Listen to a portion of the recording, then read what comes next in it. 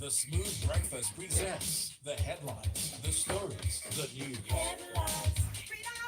In-depth analysis of national current affairs. Freshly pressed on Smooth 98.1. Headlines.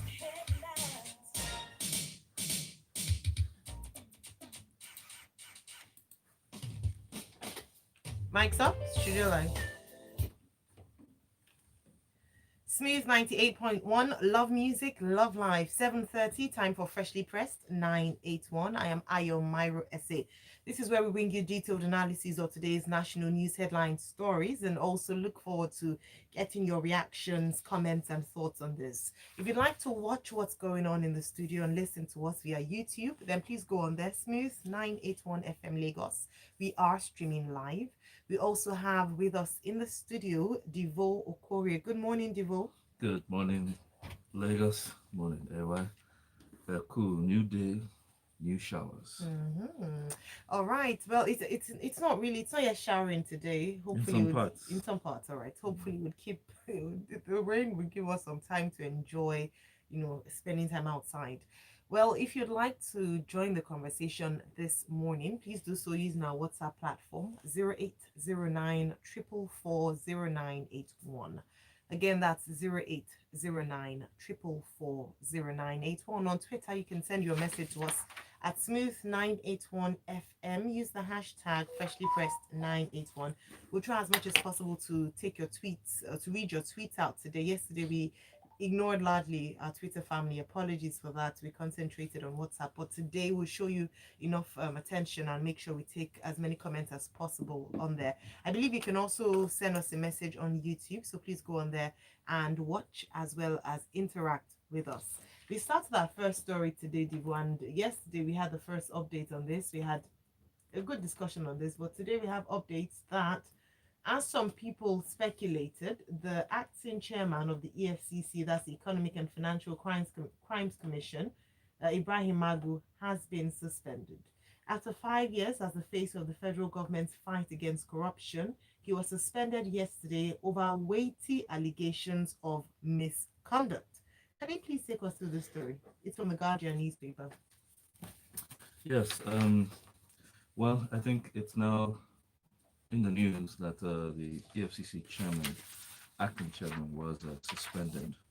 I think as of yesterday, Yes. following the reports that there was a panel sitting that had requested for his presence, of which he was arrested in a very dramatic fashion by Department of State Services personnel, okay, and then which uh, to the to the committee hearing. Yes, an old banquet hall in the State House. Yes, and the panel did say that there were weighty allegations of misconduct against him. Now, the FG has already come out to say that, as the presidency, that the ongoing probe affirms the fact that nobody under the Buhari administration is above scrutiny. I hope and wish that is applied across board. That's a very strong statement, and I agree with that statement. Yes. But in all fairness, we hope that can be said in every instance and case. Now, the top sources did say that the interrogation was being granted to enable the EFCC boss an opportunity to clear himself of the substantial allegations, which is in line with the usual protocol of fairness at public hearings and queries. Now, the panel had been sitting for some weeks, okay, and they did say that based on the weight allegations that someone in such an elevated office as the EFCC chairman must be of suspicion. Now, now with this position, many have kicked back, obviously. Yeah. Some officials within the EFCC did tell the press that allegations are all lies, that it was a situation of power play between the chair and the attorney general. And also preparation for 2023, he seems to be, He knows too much. he knows too much. He's not a safe place depending on where his loyalty lies. Mhm.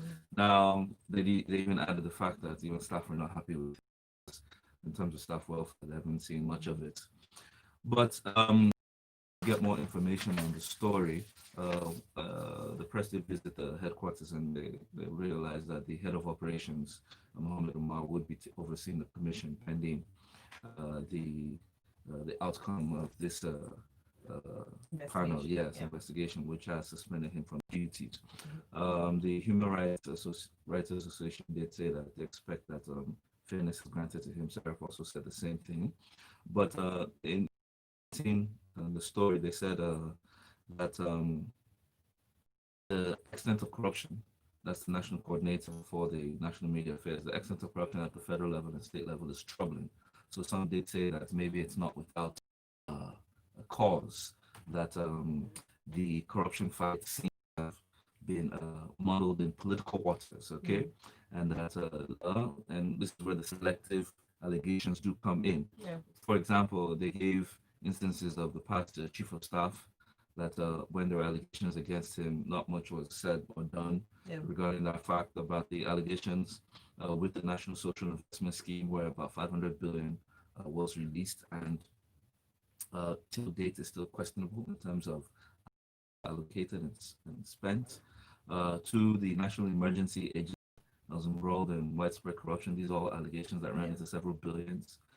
It seemed as if in all these instances, the FCC didn't play a introspective role. Yes. Then, Timmy, Deputy National Publicity Secretary of APC, did provide, said it's a slap on the anti-graft campaign against Buhari that yes, integrity for such roles should be above suspicion. Now, my take on all of this, right? Because, like I always say, we shouldn't get in politics. In whose interest are all these actions taking place? Even the actors at play have questions and stories on them. We know this as Nigerian people, if you've been following the activities that have been happening. And I, for one, believe that such a role, because of the peculiarities of the fight in Nigeria, such a role should not be occupied more than 2 years, because there's just too many forces. But they've said before that when you fight corruption, corruption will fight you. We acknowledge the oncoming of the Buhari administration was an acknowledgement that corruption was a major issue in the growth and the progress of this country. So if you are to take such a role that has you already in the line of fire of people whose interest is not in tandem with the progress of this nation, then you cannot hold it for too long, for your own sake, and then also for the sake of the fight. Two, we've also seen that there's been a lot of cannibalization within this administration. Buhari has taken a different approach. His style to governance and politics has been a different approach. I mean, check what's going on within the party, okay? The party is not the government. However, it also is extended to how he runs the administration. It seems as if the parties at play are still within the same party. So why attack your own people? However, if that's his style, at the end of the day, then everybody has to be on guard, right? So we hope at the end of the day that, as they have said, that it will prove some sense of accountability and transparency. And going forward, if he scales through, more steps are taken to ensure probity and transparency. And if he's not going forward, the position should never be personal. It should always be for someone who's going to do this work, removed from all the peculiarities of corruption. You know, the fight of corruption does have a very, very, very long tail. Yes. And if you're not careful, it can overrun everything. All right, so let's take a few comments. Nee from WhatsApp says, yes, being victimized, but did he dip his hand in the cookie jar? He that comes to equity must always come with a clean hand. And then Jerry says, good morning. Why does the government have a 10 chance for doing this when it's almost done worse? The Magus probe, like the service chiefs, has overstayed their time, and several calls for their retirement has fallen on deaf ears. Yet people are dying every day that could be avoided. Thank you, Jerry, for your comments. Now we move on to Ondo State, an update on what's going on, drama in Ondo politics, Ondo State, with the governor and the deputy governor. In case you didn't know, the deputy governor, Bola, has defected to the PDP, and now the Ondo Assembly serves him impeachment notice. Abola Jai, the deputy governor of Ondo State, was yesterday served impeachment notice by the State House of Assembly over allegations of gross misconduct. 14 out of the 26 members of the assembly, which is more than one third, which is required for this, signed the impeachment notice, while 9, led by the deputy speaker Roju Ogundeji, backed out of the process. I mean, did you not see this coming? Well, more political drama, okay? And this is taking place in Ondo State. For some time, Edo State held the more or less the box office for political drama with the upcoming gubernatorial. I was almost thinking that Ondo State wanted to carry second place, but they've started. They've come up with yes, they've come up, and in this case, what we've seen is following the resignation of the deputy governor and also, I think, the secretary to the SG, Secretary to State Government. The State Assembly did move for an impeachment. They served a notice on the Deputy Governor on allegations of gross misconduct, which was signed, a petition was signed by 14 out of 26 members, all right? And they've said, they've asked the clerk to serve the notice on the embattled Deputy Governor. And though there was some resistance, there was some kind of shouting match despite that, and the motion was moved. Okay, now they've said that this was based on gross misconduct, abuse of office, and actions likely to bring down the Ondo State government, financial recklessness, abandonment of office official duties. And not forgetting the fact that they said some citizens have written petition or have petitioned the State House of Assembly calling for the impeachment of the deputy governor. Yes. Now, what's the hula all about? The same actors, both the governor and his deputy, came to the office together in happy terms. So where did the love run or die? Like I said, this is all politics at play. We must learn that when politicians are doing their bits, take a seat back, okay, and take a bird's eye view to understand what is going on, so that you do not join in the foray and start eating popcorn on the wrong instance. Now, remember, the idea behind good governance is about the people. Are the people at the center of this move? Question one. Now, some say, it's been reported in some papers that the deputy governor he hasn't made his intentions yet public, but he seems to be courting another political party to be able to run for the office. And the governor himself, as you know, had a case with COVID and came back after miraculously that he's now negative. Nevertheless, we wait to see the outcome of this. This story doesn't really report about what's going on with the people. I've always said it, the government in power is not the only party. Whilst there are dramas and intrigues going on with the administration in power, we would like to see the other parties at play, what their positions are, and what is going on in government, so that the people at all times have the best representation. Absolutely. Well, the elections are coming up in September. We will find out. It will be made known at the end of the day where the people's interest actually lies. Thank you. What you just said reminds me of a comment made yesterday during Lagos Talks by one of our listeners who called in, saying that sometimes we act as if we don't have a choice, as if, we were complaining, why are they doing this, when we, as occupying the office of the citizen, hold the highest office in the land. We have the opportunity, if we don't like what's going on, to either take them out of office. Why is it that there has to be a defection before we hear that there's some people able to petition the State House of Assembly to impeach a sitting deputy governor or governor? These are the powers that we have that unfortunately we don't employ as citizens. We just sit, complain when things don't go right, and then we go back again to the same thing, and the cycle continues. Vincent says, I honestly can't understand why, so going back to the Magu story, why he was still acting after being rejected twice, with a letter discrediting him by the DSS. There are several other people that could have done this job. And then Isiaka says, good morning, guys. 2/3 if the House members, not 1/3 is required. Oh, sorry, yes, 2/3. Thank you very much. Is required for the impeachment, 2/3. And then we have here for the votes. Yes, we have here, which they had more than the numbers required. We have from Jerry again, the Ondo State governor just made nonsense of the COVID-19 issues. These are one of the things that make some people say all these COVID things are all lies. How do you explain this, my brother? If you ask us, we don't know who would ask. Let's move on to very good news from the Senate. Guardian newspaper reports that Senate passes sexual violence bill. And also on another news, gets 11 judges for confirmation. The Senate yesterday passed the sexual harassment bill to safeguard students of tertiary institutions across the federation. The passage of the piece of legislation, which was sponsored by Deputy Senate President Ovie Omogege, followed the consideration of the report of the Committee on Judiciary, Human Rights and Legal Matters, chaired by Senator Opeyemi Bamidele. Well, this took place within the House as well. I think there's two stories here, and there was a passage of the piece of legislation sponsored by the Deputy Senate President Ovie Omogege, following the consideration of the report by the Committee of Judiciary, Human Rights and Legal Matters. All right.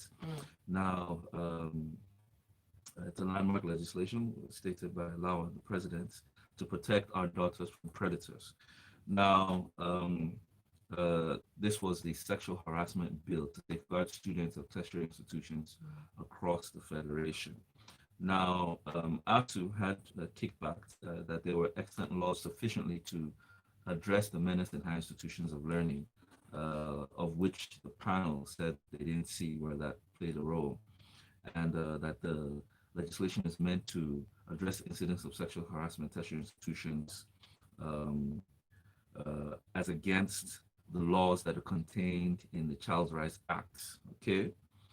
Now, there was also kickback in some places that they should be careful because it's usually a matter of hearsay between the lecturer and or the school official and the students. Now, not much is captured, but the truth is this: there is a lot captured in the Child Rights Act, and I wish that was where the focus was on. Even this law will still need its, as they say, before the law is passed, it must go to the state assemblies and be passed by 2/3 for it to be signed into law. The Child Rights Act is still hanging. 14 have signed, remaining, I think we need about 27 to be able to pass. So the fight, the real energy should be on Nigerian citizens who need to influence, mount pressure on your state assemblies, confirm if your state hasn't passed the Child Rights Act, okay?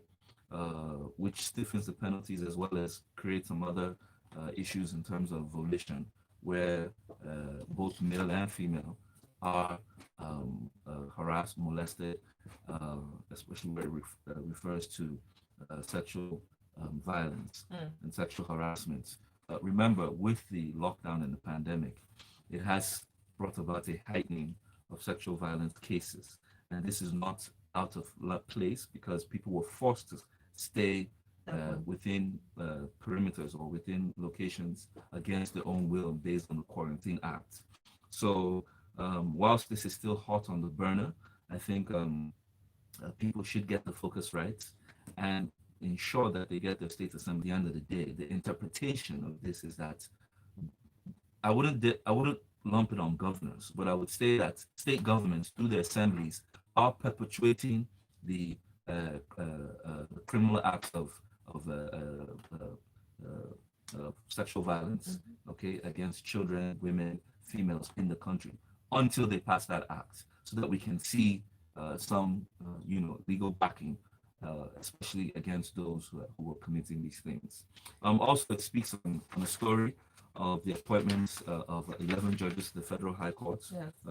This was received by the upper legislative chamber by the presidency, who asked them to confirm.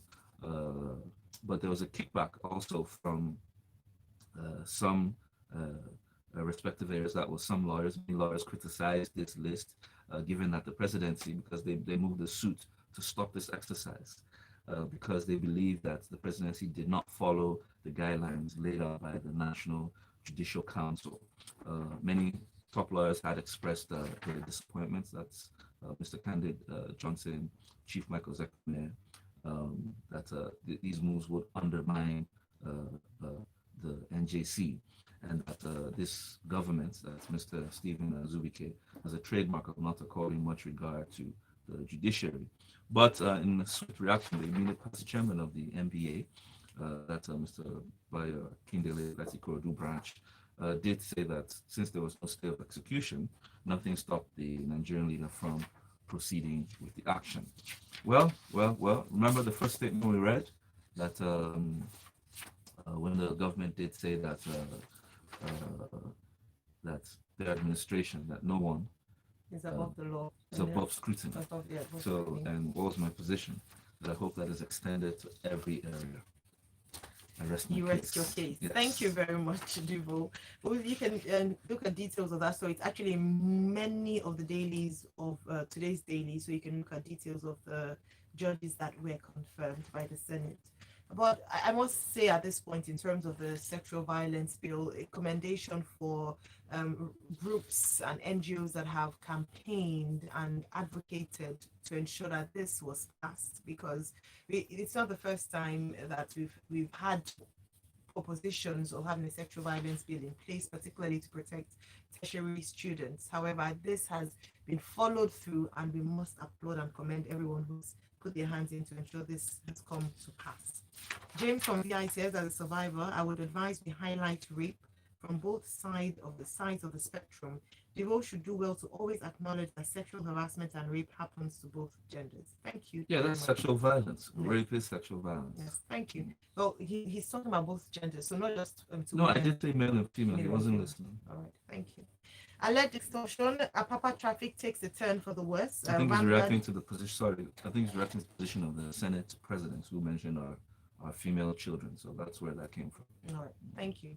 Alleged extortion, Apapa traffic takes a turn for the worst from the Vanguard newspaper. I believe the Vanguard has taken it upon themselves to keep on reporting and talking about this until something is done. Of course, I believe their building is very close to that area, and if something doesn't affect you directly, sometimes you can neglect it and look the other way while other people suffer. According to this report, the traffic logjam at the Mile 2 end of the Oshodi-Apapa Expressway has escalated as the federal and Lagos state task forces begin impounding trucks along the corridor. This report states that the logjam is caused by the chaotic parking and movement of trucks, trailers, and tankers following the unending road repairs to Tinkan Island ports.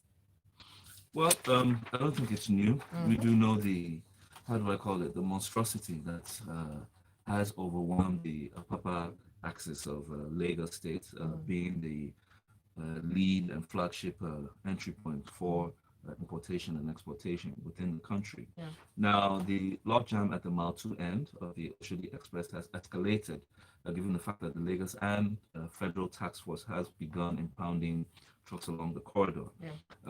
And then this caused a lot of chaotic movement between trucks, trailers, and tankers, following unending road repairs to the Tinkan Island ports.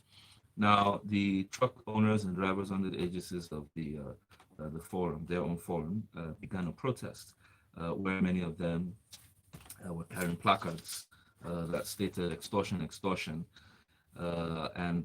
Basically, their own take is that one said that imagine from the Mile 2 axis, from the Fajem petrol station to Coconut, they were being asked to pay 170,000 naira per truck from Coconut to Tinkan and the gates, okay?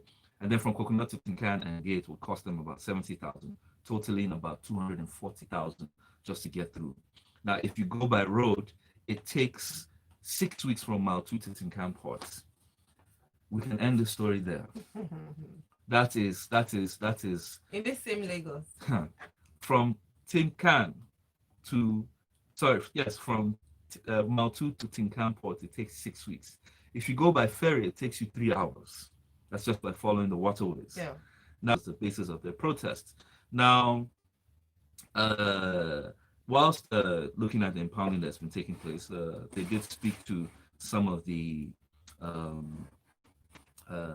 task force members who said that the road was blocked since the 15th of June, okay, and that heavy construction was taking place, all right, but we did not commit any crime. Rather, we were helping to decongest the ports, and due to the present conditions and the recalcitrant drivers, some of the drivers have even started removing their tires and siphoning diesel to sell to make a living, and that some of them have been there for a long time. Importers are paying demurrage to shipping companies, yet the task force are helping, are not helping us to deliver them. Now, this quagmire has been on for, for a long time now. Remember, there was a presidential task force that seemingly failed in its capacity to be able to clear that area.